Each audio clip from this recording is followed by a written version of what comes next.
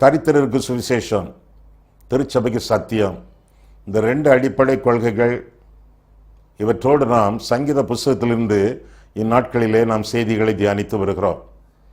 ஒவ்வொரு சங்கீதமாக உங்களுக்கு பிரசங்கிக்கப்படும் பொழுது நீங்கள் கருத்தாக கவனியுங்கள். இந்த செய்திகளெல்லாம் ஒவ்வொரு சனிக்கிழமையும் ஞாயிற்றுக்கிழமையும் மாலை 5 மணிக்கு ஒளிபரப்பாகும். மகிமை டிவி இந்த செய்திகளை வெளியிடுகின்றன. மகிமையான டிவி, மகிமையான செய்திகள், மகிமையான பாடல்கள் இந்த டிவி தொலைக்காட்சியிலே இடம்பெறுகின்றன. இந்த மகிமை டிவியை நீங்கள் ஆவலோடு பாருங்கள், அடுத்தவர்களுக்கு அறிமுகம் செய்யுங்கள், ஆதரியுங்கள். அப்படி செய்தால் நிச்சயமாக கர்த்தருடைய ஆசீர்வாதம் உங்களுடைய வீட்டிலே நீங்கள் வர காண்பீர்கள். கர்த்தர் உங்களை ஆசீர்வதிப்பாராக.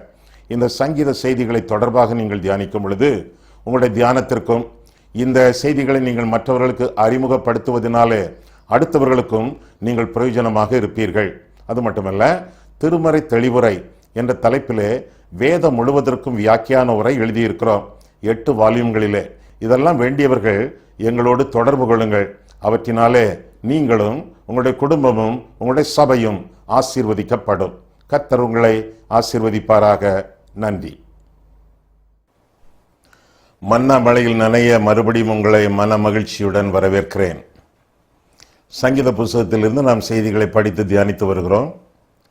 இன்றைய நாளில் 55ஆம் சங்கீதத்தை நாம் கற்று தியானிக்க இருக்கிறோம். உங்கள் கைகளிலே வேத புத்தகம் இருப்பது நல்லது. திறந்தே வைத்துக் கொள்ளுங்கள். வசனங்களை வாசிக்கும் பொழுது நீங்கள் அவற்றை வேதத்தில் பார்ப்பது நலம். 55ஆம் சங்கீதத்தில் அடைப்பு குறிக்குள்ளே இந்த சங்கீதத்தின் பின்னணியத்தை குறித்து நாம் பார்க்கிறோம். நிகனோத்தில் வாசிக்க தாவீது பாடி ராகத்தலைவனுக்கு ஒப்புவித்த மஸ்கீல் என்னும் சங்கீதம் என்று வாசிக்கிறோம். நிகனோத் என்பது ஒரு இசைக்கருவி. நம்முடைய கிட்டார் போல கம்பிகளினால் இணைக்கப்பட்ட ஒரு இசைக்கருவி. அதில் பாடப்பட்ட சங்கீதம் தாவீது பாடிய சங்கீதம். எழுதிய சங்கீதங்கள் உண்டு, பாடிய சங்கீதங்கள் உண்டு. தாவீது ஒரு மெல்லிசை மன்னன் என்பது மட்டுமல்ல, அவன் ஒரு பாடகன் என்று கூட இந்த சங்கீதத்தில் இருந்து புரிந்து கொள்கிறோம். தான் எழுதி பாடிய பாடலை ராகத்தலைவனுக்கு ஒப்புவித்து, ஆலயத்தில் ஆராதனையில் கொயர் மாஸ்டர் இருப்பாரே, மற்ற பாடகர் குழுவை பயிற்றுவித்து ஆராதனையிலே பாட வைப்பவர், அவரிடத்திலே ஒப்பு கொடுத்த ஒரு சங்கீத பாடல் இந்த பாடல் என்று அறிந்து கொள்கிறோம். மஸ்கீல் என்னும் சங்கீதம் என்று சொல்லிக்கூட இந்த பகுதியில் என்ன பார்க்கிறோம். மஸ்கீல் என்றால் போதனை என்ற அர்த்தம். போதனை வழங்கக்கூடிய ஒரு சங்கீதம். பரிதாபமான ஒரு சூழ்நிலையில் எழுதப்பட்ட ஒரு சங்கீதம். தாவீதுக்கு உற்ற நண்பன் அகித்தோப்பேல் கொடுக்கக்கூடிய ஆலோசனை தேவனுடைய ஆலோசனை போல, தேவதூதன் கொடுக்கக்கூடிய ஆலோசனை போல அந்நாட்களிலே இருந்தது.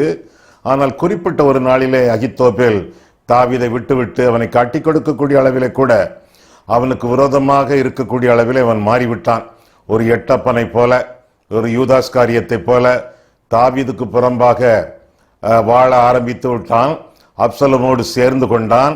இதனாலே பெரிய பிரச்சனைகள் எல்லாம் உண்டாயின என்று சொல்லி 2 சாமுவேல் 5ஆம் அதிகாரத்திலும் 15 முதல் 17வது அதிகாரங்களிலும் நாம் பார்க்கிறோம்.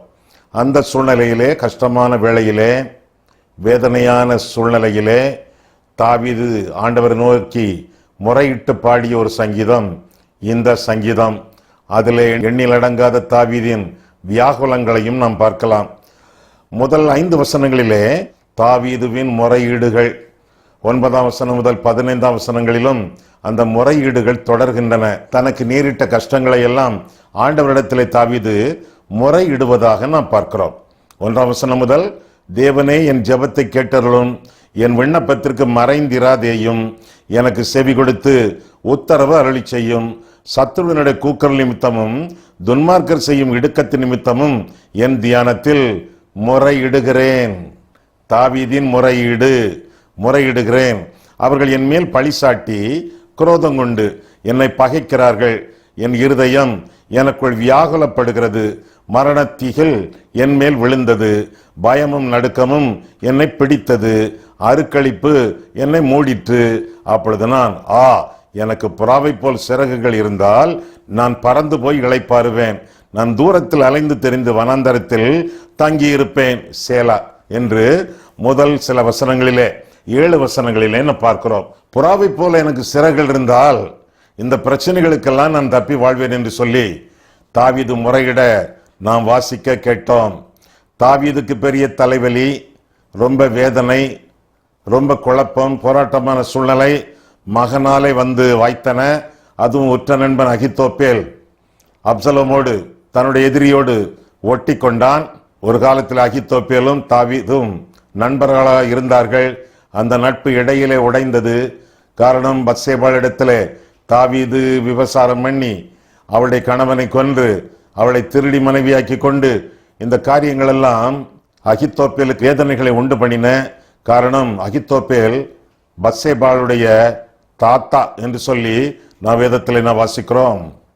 ஆக தன்னுடைய சொந்தக்காரி, தன்னுடைய சொந்த பிள்ளை, அவளிடத்திலே முறைகேடான காரியங்களை தாவீது செய்ததினாலே உறவை முறித்து கொண்ட அகித்தோப்பேல் என்று சொல்லி வேதத்தில் நான் வாசிக்கிறோம்.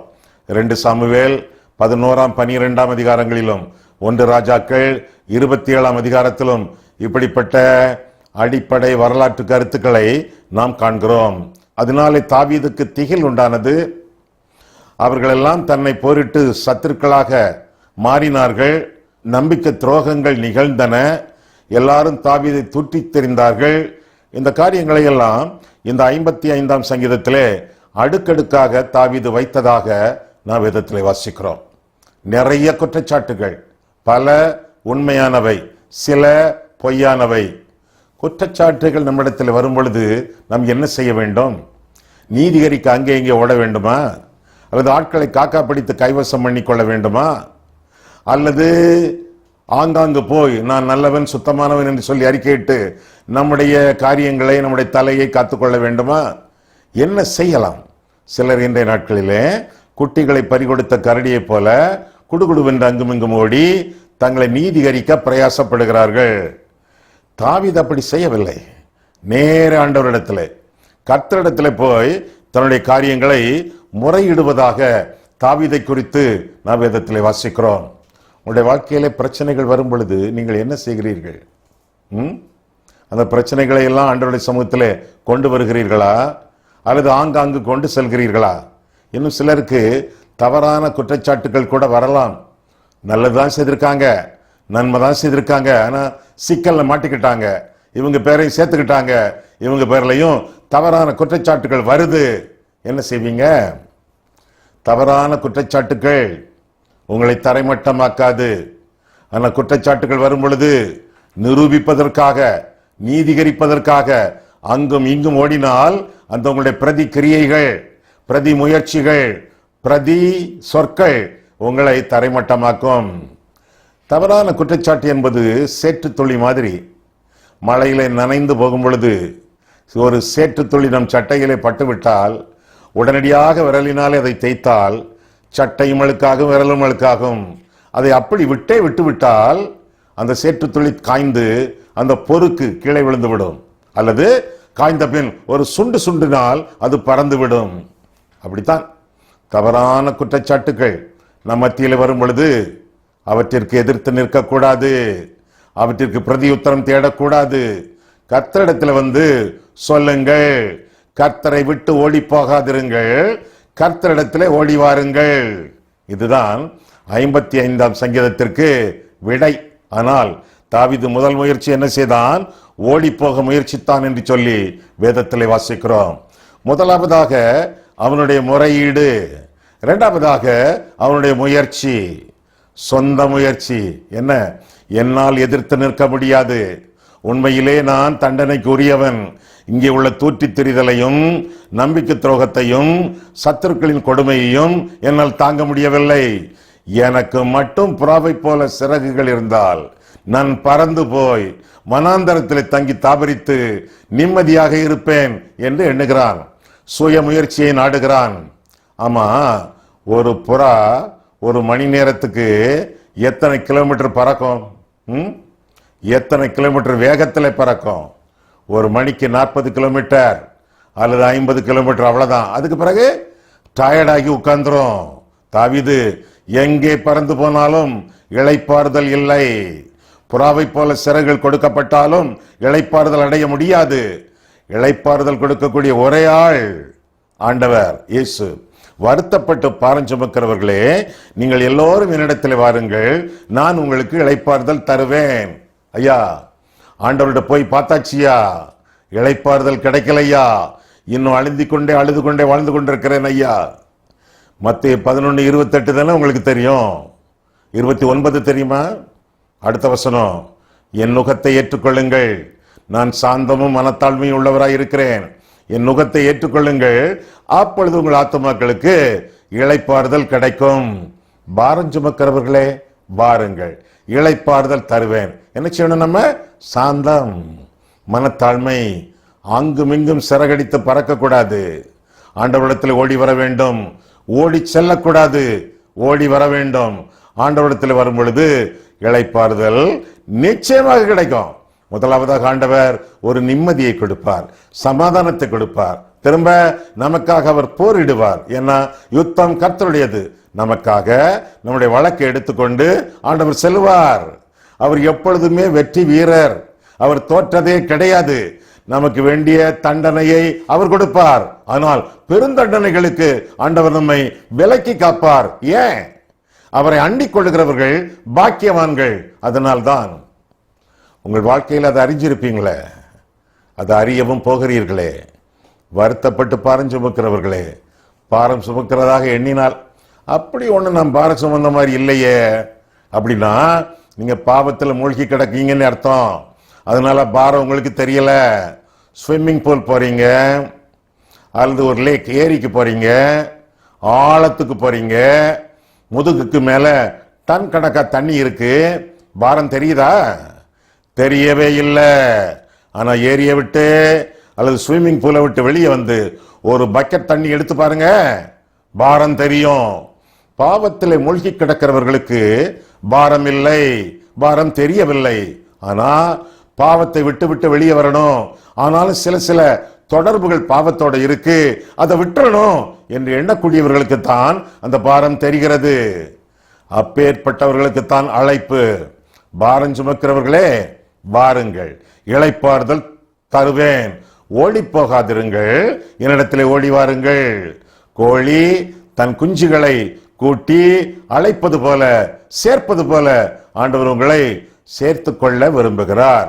அவருடைய சட்டைகளின் வரைவிலே அரவணைக்கப்பட வாருங்கள். கர்த்தர் உங்களுக்கு உங்களுடைய முறையீட்டை ஆண்டவர் செவி மடுத்து உங்களுடைய முயற்சிகளை எல்லாம் புறந்தள்ளி தம்முடைய கிருபையின் மூலமாக உங்களை தாங்கி வழிநடத்துவார் என்று சொல்லி வேதத்திலே வாசிக்கிறோம்.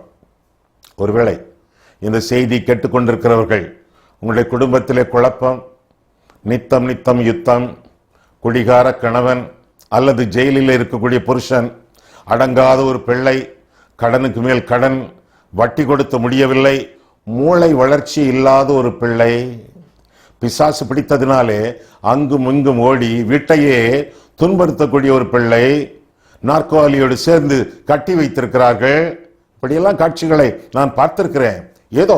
ஏதோ ஒரு பிரச்சனைகளிலே நீங்கள் விழுந்து கிடந்து அல்லது கட்டப்பட்டு சுயாதீனம் இல்லாமல், சுதந்திரம் இல்லாமல், விடுதலையோடு, கண்ணீரோடு, கவலையோடு, பெருமூச்சோடு நீங்கள் வாழ்ந்து கொண்டிருக்கிறீர்களா? உங்களுக்கு ஒரே விடுதலை நாயகர், வெற்றியை தரக்கூடியவர் ஆண்டவராகிய தெய்வம், ஆண்டவராகிய இயேசு கிறிஸ்து. அவரிடத்தில் வாருங்கள். என்னிடத்தில் வருகிறவனை புறம்பே தள்ளுவதில்லை என்று சொல்லி இயேசுவானவர் திருவுளம் பற்றி இருக்கிறார். கர்த்தரிடத்தில் வாருங்கள், நிச்சயமாக உங்களுக்கு விடுதலை உண்டு. பெரிய பெரிய பாவங்களை எல்லாம் செய்தவர்களை ஆண்டவர் விடுதலை பண்ணி இருக்கிறாரே. மோசே படுகொலை செய்தானே, அரசாங்கத்திற்கோ சிறைச்சாலைக்கோ ஆண்டவர் அவனை ஒப்பு கொடுத்தாரா? இல்லையே. தானே காத்துக்கொண்டு, தானே தண்டனை அளித்து, தானே அவனை பராமரித்து வந்தாரே. தாவீது பெருங்கொலை செய்தானே, விபசாரம் செய்தானே, சிறைச்சாலைக்கு ஆண்டவர் ஒப்பு கொடுத்தாரா? கல்லறிக்கு, அக்கினிக்கு, பட்டயத்துக்கு ஒப்பு கொடுத்தாரா? இல்லவே இல்லையே. தானே தண்டனை கொடுத்து பாதுகாத்து கொண்டாரே. சீமோன் பேதுரு அட்டெம்ப்டட் மர்டர், கொலை முயற்சி, பிரதான ஆசாரியனுடைய கழுத்தை வெட்ட போனானே, காதோடு போயிற்றே. கைது செய்தார்களா? முடிந்ததா? ஆண்டவர் விடுதலை கொடுத்தாரே, தானே தண்டனை கொடுத்து அவனை அரவணைத்துக் கொண்டாரே. எந்த பாவியையும் ஆண்டவர் வெறுமனே விருதாவாக தள்ளுவதில்லை. அவரை அண்டிக் கொள்ளுகிறவர்கள் பாக்கியவான்கள். கர்த்தரை நம்புகிறவர்கள் செழிப்பார்கள். தயவு செய்து பாரஞ்சுமக்கிறவர்களே, நீங்கள் எல்லாரும் ஆண்டவராக இயேசு கிறிஸ்துவினிடத்திலே வாருங்கள். இளைப்பாறுதலை அவர் உங்களுக்கு தர வல்லவராயிருக்கிறார். கர்த்தரை விட்டு ஓடி போகாதிருங்கள். எலியாவை போல ஓடி போகாதிருங்கள். எரேமியாவை போல ஓடி போகாதிருங்கள். தாவீதை போல ஓட முயற்சிக்காதிருங்கள். நெகேமியாவை போல நான் எங்கே ஓடுவேன்? யாரிடத்தில் போவேன்? தேவன் அவரையே அடைக்கலமாக கொண்டு வாழ்ந்தவன் நெகேமியா என்று சொல்லி வேதத்தில் நாம் வாசிக்கிறோம். நாம் எல்லாம் புறாக்கள் அல்ல, நாம் எல்லாம் கழுகுகள். கர்த்தருக்கு காத்திருக்கிறவர்கள் கழுகுகள் என்று சொல்லி வேதத்திலே வாசிக்கிறோம். பறக்கக்கூடியவர்கள் அல்ல, உயரமாக நாம் ஏறி செல்லக்கூடியவர்கள். கழுகுகள் செட்டைகளை அடித்து உன்னதத்தை நோக்கி பறந்து செல்ல அழைக்கப்பட்டவைகள். அதனால் மனதிலே வைத்து கர்த்தருக்கு காத்திருக்க வேண்டியது நம்முடைய கடமை. ஆனால் சிலர் தங்களுடைய பிரச்சனைகளிலிருந்து தப்பி ஓட என்னென்ன முயற்சிகள் எல்லாம் எடுக்கிறார்கள் தெரியுமா? பகல் கனவு காண்கிறார்கள். தப்பிவிடுவோம் என்று சொல்லி எதையோ யோசித்து பகல் கனவு காண்கிறார்கள். அல்லது கடந்த கால சிந்தனைகள், அந்த காலத்தில் நாம் தப்பினோம், இந்த வேளையிலே தப்பினோம், அதை நினைத்து தப்புவோம் என்று எண்ணிக்கொண்டிருக்கிறார்கள். சிலர் வருங்காலத்திலே இப்படி நடக்கலாம், அந்த ஆள் வந்து காப்பாற்றுவார், இந்த சித்தப்பா வந்து காப்பாற்றுவார், அந்த போலீஸ்காரர் நண்பர் அவர் வந்து உதவி செய்வார் என்று சொல்லி மற்றவர்களை நாடி வருங்கால சிந்தனைகளோடு வாழ்கிறவர்கள் உண்டு. சுய பரிதாபம், செல்ஃப் பிட்டி, தங்களை நினைத்துக் கொண்டு தங்கள் மேல் பரிதாபம் கொண்டு இப்படி ஆயிற்றே அப்படி ஆயிற்றே என்று சொல்லி தங்களுக்குள்ளே பேசி மற்றவர்களிடத்திலும் பேசி சுய பரிதாபத்தோடு வாழ்கிறவர்கள் உண்டு. ஒரு செயலும் செய்யாமல், ஒரு வேலையும் பார்க்காமல், ஈசி சேரில் உட்கார்ந்து பின்னாலே கைகளை மடக்கி கொண்டு அப்படியே சொப்பனம் கண்டு கொண்டிருப்பார்கள். நல்லது நடக்காதா என்று தவித்துக் கொண்டிருப்பார்கள். செயல்பாடு ஒன்றுமே இருக்காது. ஆனால் சிலர் இன்னும் பரிதாபம், குறி கேட்க செல்வார்கள். தீர்க்க தரிசனம் என்ற பெயரிலே குறி சொல்லக்கூடியவர்கள் அநேகர் கிளம்பி இருக்கிறார்கள். குறி கேட்க போவார்கள். எனக்கு நல்ல காலம் பிறக்குமா? எப்படி பிறக்கும்? நல்ல காலம் என்பது ஆண்டவர் தானே. ஆண்டவர் தான் நம்முடைய வருங்காலம். நம்முடைய வருங்காலம் ஆண்டவர் கையில் இருக்கிறது. எனவே கர்த்தரிடத்தில் வந்து சேர வேண்டியது நம்முடைய கடமையாகும். குறைந்த பிரச்சனை என்றால் குறைந்த பலன், உங்களுக்கு நிறைய பிரச்சனை என்றால் உங்களுக்கு நிறைய பலன் கர்த்தர் தந்திருக்கிறார். எனவே ஆண்டவருடைய சமூகத்திலே நீங்கள் வாருங்கள். 1 கொரிந்தியர் 10:13 நாம் படிக்கும் பொழுது என்ன வாசிக்கிறோம்? மனுஷருக்கு நேரிடுகிற சோதனை இல்லாமல் வேறே சோதனை உங்களுக்கு நேரிடுகிறதில்லை. தேவன் உண்மை உள்ளவராய் இருக்கிறார். உங்கள் திராணிக்கு மிஞ்சி நீங்கள் சோதிக்கப்படுகிறதற்கு அவர் இடம் கொடாமல் சோதனை தாங்கத்தக்கதான பலத்தையும் தந்து தப்பித்துக் கொள்ளும்படியான போக்கையும் உண்டாக்குவார். திராணிக்கு மிஞ்சிய சோதனை இல்லை, தாங்கத்தக்கதான பலன் உண்டு. தப்பித்துக் கொள்ளும்படியான போக்கையும் கர்த்தர் கட்டளையிடுவார். இதற்கு மிஞ்சிய ஆசீர்வாதம் என்ன? என்ன பாரம் இருந்தாலும் புறாவை போல பிறந்து அங்கும் இங்கும் ஓட வேண்டும் என்று பிரயாசப்படாமல் ஆண்டவரிடத்தில் வாருங்கள். ஆண்டவரை அண்டிக் கொள்ளுங்கள். Don't run away from God, run to God. ஆண்டவரை விட்டு ஓடி போகாமல் ஆண்டவரிடத்திலே ஓடி வாருங்கள். ஆண்டவர் உங்களுக்கு உதவி செய்வார். ஏன் இந்த கொடியவர்கள், கயவர்கள், பரியாசக்காரர்கள், சத்துருக்கள், நம்பிக்கை துரோகிகள் இவர்களெல்லாம் ஏன் இப்படியாக மனம் மாறாமல் இருக்கிறார்கள், மனம் திரும்பாமல் இருக்கிறார்கள் என்ற கேள்விக்கு என்னென்ன விடைகள் என்றால், பிரசங்கி 8:11 நாம் பார்க்கிறோம். உடனுக்குடன் அவர்களுக்கு தண்டனை வருவதில்லை தேவனிடமிருந்து, எனவே துணிகராம். இரண்டாவதாக இதே சங்கீதத்திலே 19 அவர்களுக்கு மாறுதல்கள் நேரிடாததினாலே தேவனுக்கு பயப்படாமல் போகிறார்கள் என்று வாசிக்கிறோம். செய்த துர்க்கிரியலுக்கேற்ற மாறுதல்கள், தண்டனைகள், விளைவுகள் வராததுனாலே அவர்களும் துணிகரமாக பாவம் செய்கிறார்கள், நமக்கு எதிர்த்து வருகிறார்கள் என்று சொல்லி வேதத்திலே வாசிக்கிறோம். உடனுக்குடன் தண்டனை இல்லை, மாறுதல்கள் நேரிடவில்லை, எனவே துணிகரம்.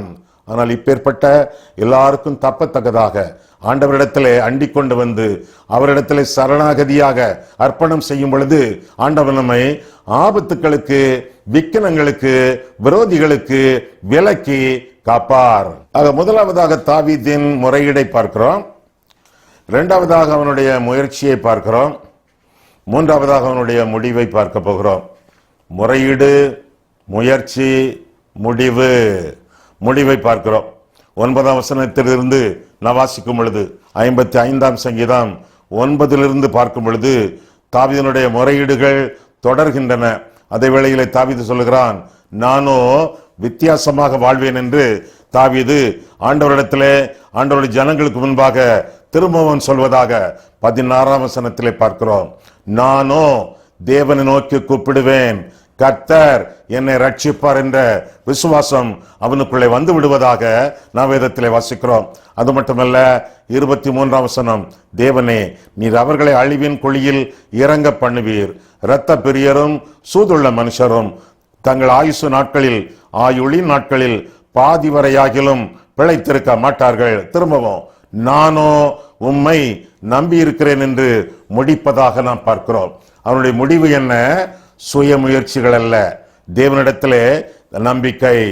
நானோ என்று தன்னை வித்தியாசமாக காட்டுவதாக வேதத்தில் என்ன வாசிக்கிறோம்?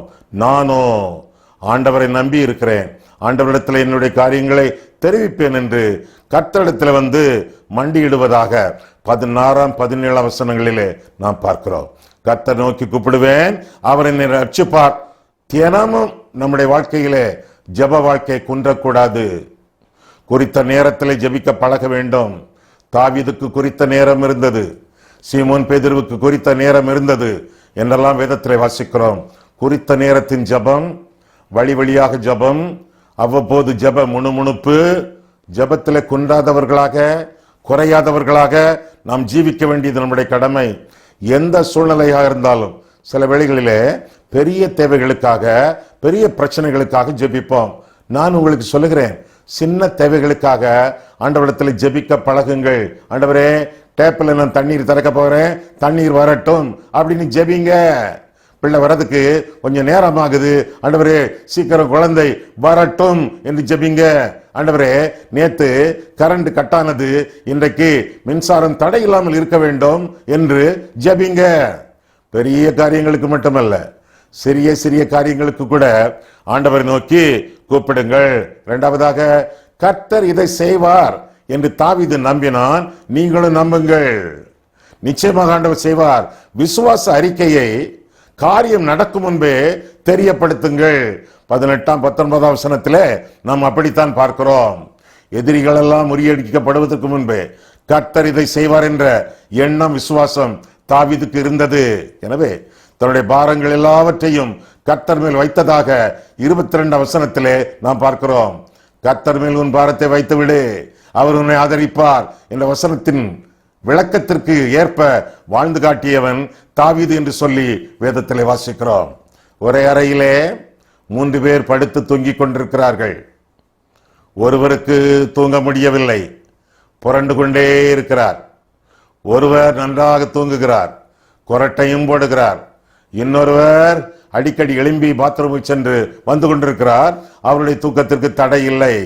ஒருவர் புரண்டு கொண்டே இருக்கிறார், ஒருவர் கொரட்டை விட்டு தூங்கிக் கொண்டே இருக்கிறார், ஒருவர் அவ்வப்போது அந்த இருவரையும் பார்த்து கொண்டே இருக்கிறார். கொரட்டை போட்டு தூங்கினவரை பார்த்து கேள்வி கேட்டார் 3வது ஆள், என்ன கொரட்டை போட்டு நல்லா தூங்கினீங்களே நேற்று ராத்திரி? அப்படி கேட்டதற்கு அவர் சொன்னார், நான் படுக்க போவதற்கு முன்பு என்னுடைய பாரங்கள் எல்லாவற்றையும் இறக்கி ஆண்டவருடைய கையிலே கொடுத்து விடுவேன் என்று சொன்னார். மற்றவர் சொன்னார், படுக்கையில் உருண்டு கொண்டே இருந்தவர் சொன்னார், என்னால் தாங்க முடியவில்லை, இறக்கி வைக்கிறதுக்கு எனக்கு ஒரு சுமை தாங்கி இல்லை, அதனாலதான் உருண்டுகிட்டே கிடந்திருக்கேன் என்று சொன்னார். உங்களுக்கு சொல்லுகிறேன், படுக்கைக்கு போவதற்கு முன்பு உங்களுடைய பாரங்கள், உங்களுடைய பிரச்சனைகள், உங்கள் தேவைகள் எல்லாவற்றையும் இறக்கி சுமை தாங்கியாகிய இயேசுவினிடத்திலே எல்லாவற்றையும் ஒப்புக் கொடுத்து நீங்கள் படுக்கைக்கு செல்வீர்கள் என்றால் உங்களுடைய நித்திரை இன்பமாக இருக்கும், உங்களுடைய ஆத்துமா பத்திரமாக இருக்கும், நல்ல முறையிலே தூங்கி விழிப்பீர்கள். காலையிலே ஃப்ரெஷ்ஷா புதுசா நீங்கள் மாறி எழும்பி பிரகாசிப்பீர்கள். எனவே உங்களுடைய நம்பிக்கையிலே நீங்கள் தளர்ந்து விடாதிருங்கள், உங்களுடைய விசுவாசத்திலே நீங்கள் சோர்ந்து போகாதிருங்கள். கர்த்தர் எல்லாவற்றையும் பார்த்து கொள்வார். ஏசாயா 33 வசனம் 22 வாசிக்கிறோம். கர்த்தர் நம்முடைய நியாய பிரமாணிகர், நம்முடைய நியாயாதிபதி, அவர் நம்முடைய இரட்சகர், நம்முடைய ராஜா. அவர் நம்மை பாதுகாத்துக் கொள்வார். உங்களுடைய ராஜா, உங்களுடைய இரட்சகர், உங்களுடைய நியாய பிரமாணிகர், உங்களுடைய நீதிபதி எல்லாமே கர்த்தர். அப்படி இருக்கும் பொழுது யாருக்கு அஞ்ச வேண்டும்? யாருக்கு பயப்பட வேண்டும்? உன்னதமானவருடைய மறைவிலே, சர்வவல்லவருடைய நிழலிலே உங்களுடைய ஜீவியத்தை காத்துக்கொள்ளும் பொழுது ஆபத்துக்கு விலகி அமைதியாக நீங்கள் இருப்பீர்கள். நீடித்த நாட்களினாலே கர்த்தர் உங்களை திருப்தியாக்கி நல் வழியிலே, உத்தமமான வழியிலே, பாதுகாப்பான வழியிலே கர்த்தர் உங்களை நடத்த வல்லவராய் இருக்கிறார். அப்ப எதுக்கு இந்த பாரங்கள் எல்லாம்? எதுக்கு இந்த பாடுகள் எல்லாம்? எல்லாமே பாசிட்டிவா நேர்முகமா நடந்தா நல்லா இருக்கும் ஐயா. எதற்கு இந்த எதிர்மறையான அனுபவங்கள்? எதற்கு இந்த அனாவசியமான பிரச்சனைகள்? பிரச்சனைகள் அனாவசியம் அல்ல, அவை அவசியம். யோபு 7:1 வாசிக்கிறோம், பூமியிலே போராட மனுஷனுக்கு குறிக்கப்பட்ட காலம் உண்டல்லவோ என்று வாசிக்கிறோம். பாரங்கள் வரும், பாரங்கள் வரும், பாடுகள் வரும், அவற்றிற்கு குறிக்கப்பட்ட காலம் உண்டு. அதற்கு பிறகு கர்த்தர் அவற்றை உங்களை விட்டு நீக்கி விடுவார். எதற்காக இந்த பிரச்சனைகள்? நீங்கள் இன்னும் வளர்வதற்காக. எதற்காக இந்த பிரச்சனைகள்? விசுவாசத்திலே ஆண்டவரை இன்னும் பற்றுறுதி கொண்டு நீங்கள் வாழ்வதற்காக. எதற்காக இந்த பிரச்சனைகள்? விசுவாசத்திலே இது பயிற்சி, பரீட்சை, இதில் நீங்கள் ஜெயித்து முன்னேறுவதற்காக. எதற்காக இந்த பாரங்கள், பிரச்சனைகள்? அடுத்தவர்களுக்கு நீங்கள் ஆலோசனை கருவிகளாக மாற ஆண்டவர் உங்களுக்கு பயிற்சி கொடுக்கிறார். நல்ல காரியங்கள், அனாவசியமான காரியங்கள் அல்ல, அவசியமான காரியங்கள். இந்த காலமெல்லாம் கொஞ்ச காலம்தான். அதற்கு பிறகு மகிமையான காலங்கள் உங்களை எதிர்நோக்கி இருக்கின்றன. எனவே கொடுக்கப்பட்ட பாரங்களை சிரமேற்கொண்டு வாழ வேண்டியது நம்முடைய கடமை. ஆண்டவர் நம்மை கிருபையுள்ள ஆண்டவர். கடைசியாக பார்க்கும் பொழுது கண்டுபிடிப்பீர்கள், படிப்படியாக படிக்கட்டுகளிலே இந்த பாரங்களை நாம் சுமந்து தீர்க்கவில்லை. ஆண்டவர் நமக்கு ஒரு லிப்ட், எலிவேட்டர். ஆண்டவர் நமக்கு ஒரு எஸ்கலேட்டர். பாரத்தை சுமந்து எஸ்கலேட்டர்ல வந்து நிற்கிறோம். சுமப்பது யார்? நாம. எஸ்கலேட்டர். அதுபோல நம்மேலே பாரத்தை ஆண்டவர் வைத்தாலும் சுமந்து தீர்க்கிறவர் ஆண்டவராக இயேசு கிறிஸ்துவாகத்தான் இருப்பார். எனவே வருத்தப்பட்டு பாரம் சுமக்கிறவர்களே, நீங்கள் எல்லோரும் என்னிடத்திலே வாருங்கள், நான் உங்களுக்கு இளைப்பாறுதல் தருவேன் என்று ஆண்டவர் திருவுளம் பெற்றக்கூடியவர். அவரை நீங்கள் இரட்சகராக ஏற்றுக்கொண்டு நீங்கள் வாழுங்கள்.